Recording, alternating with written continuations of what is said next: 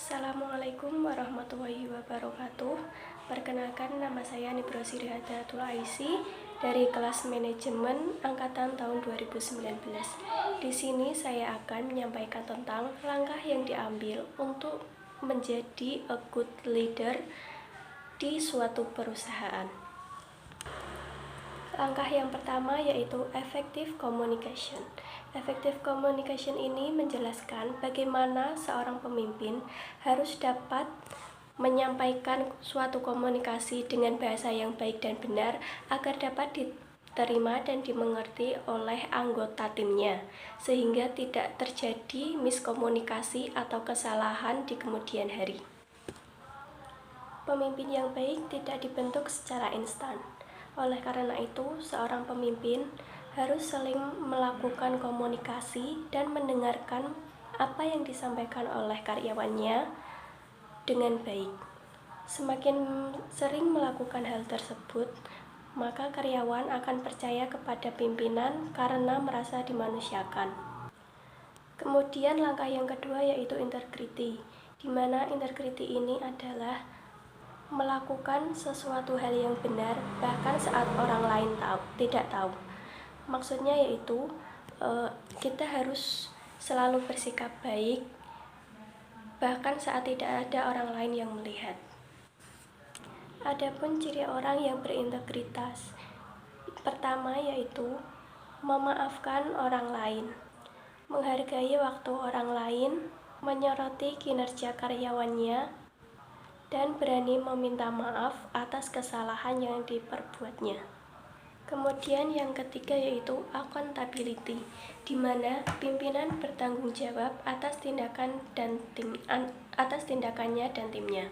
Bertanggung jawab dan pemimpin dengan memberi contoh adalah salah satu cara menjadi pemimpin yang baik dengan membangun kepercayaan timnya. Bertanggung jawab atas tindakan dan perilaku orang-orang di sekitarnya sangat penting untuk mengembangkan keterampilan kepemimpinan dan kualitas kepemimpinan yang penting sebagai akuntabilitas. Kemudian yang keempat yaitu empati, yang artinya perhatian.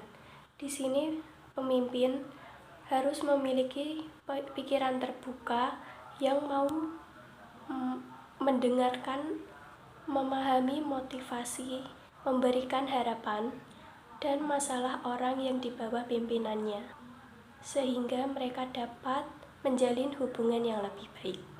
Dengan adanya empati, memungkinkan seorang pemimpin untuk membuat prediksi yang lebih baik, meningkatkan strategi kinerja tim, menginspirasi loyalitas di dalam kinerja tim, meningkatkan taktik negosiasi, meningkatkan produktivitas anggota tim, dan kinerja seorang pemimpin.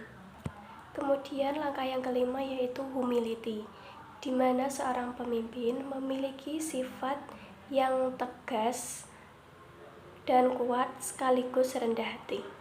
Pemimpin yang rendah hati pada umumnya memiliki sikap mengapresiasi hasil kerja orang lain, entah itu pihak luar atau pihak dalam timnya. Hal ini sering dilakukan oleh pemimpin, entah karena harga diri, gengsi, atau alasan lainnya. Jika seseorang memiliki karakteristik ini, maka tak diragukan lagi bahwa ia adalah pemimpin yang baik. Kemudian yang keenam yaitu resilience, yaitu ketabahan sejati dari seorang pemimpin yang baik bukanlah bagaimana mereka tampil pada saat-saat yang terbaik, tetapi bagaimana mereka selalu hadir dalam segala kondisi yang sulit dan memberikan solusi yang baik. Pemimpin hebat dengan sikap positif memimpin dengan memberi contoh dan mengarahkan timnya dalam segala situasi. Kepositifan yang melekat inilah yang membantu bereaksi terhadap segala situasi dengan cara yang tenang, terkumpul, dan fokus pada solusi daripada masalah. Kemudian yang ketujuh adalah vision. Seorang pemimpin yang baik memiliki visi dan tujuan untuk masa depan yang lebih baik.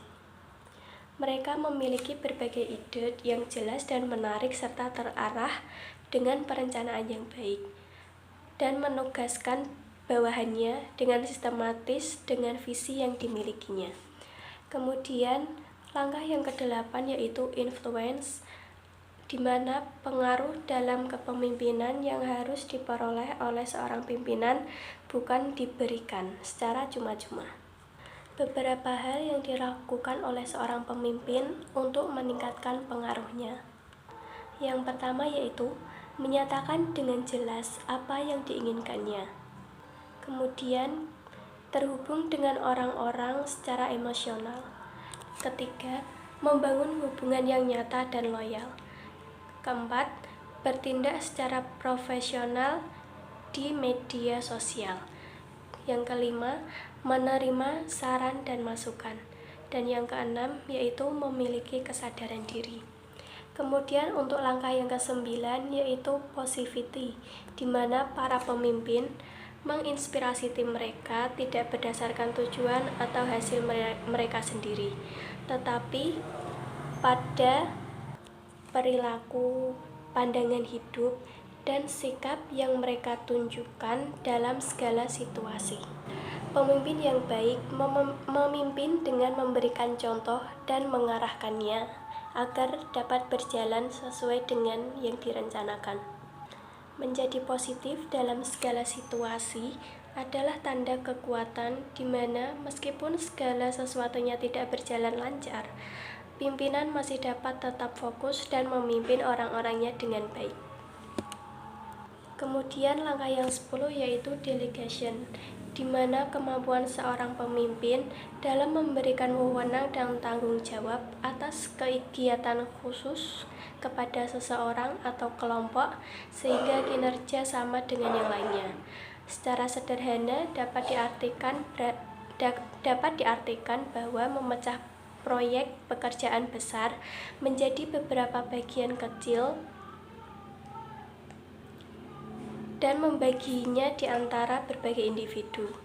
Pemimpin bertindak sebagai pengawas, sementara bawahan juga mendapat beberapa otoritas. Kemudian langkah yang 11 yaitu confidence, di mana seorang pimpinan berani mengambil langkah dalam segala kondisi. Dalam hal ini menunjukkan bahwa kepercayaan diri untuk memimpin, kemudian visi dan langkah yang cocok atau mutlak sehingga pimpinan ini benar-benar percaya diri dengan apa yang akan dilakukannya. Pemimpin yang benar-benar hebat percaya diri dalam segala situasi, bahkan saat ia merasa takut atau tidak nyaman atau khawatir bahwa nantinya langkah yang diambil itu akan gagal. Kemudian yang terakhir yaitu open-minded, di mana seorang pemimpin harus memiliki pikiran yang terbuka, mau menerima apa yang disampaikan oleh karyawannya, sehingga pimpinan dapat mengambil langkah yang lebih baik untuk meningkatkan pimpinannya dan kinerja karyawannya. Pimpinan harus mau mendengarkan dan mengapresiasi apa yang disampaikan orang lain, bahkan meskipun pendapat yang disampaikan itu tidak dapat diterima oleh pihak lain. Namun, sebagai seorang pimpinan harus tetap profesional untuk tetap mendengarkan dan memahami apa yang ingin disampaikan oleh orang lain tersebut. Dalam hal ini dapat membantu pimpinan untuk belajar lebih banyak tentang bagaimana kriteria orang-orang yang dipimpinnya, sehingga pimpinan tahu bagaimana harus bekerja dengan baik, bersedia menerima ide dan konsep baru daripada langsung mengabaikannya.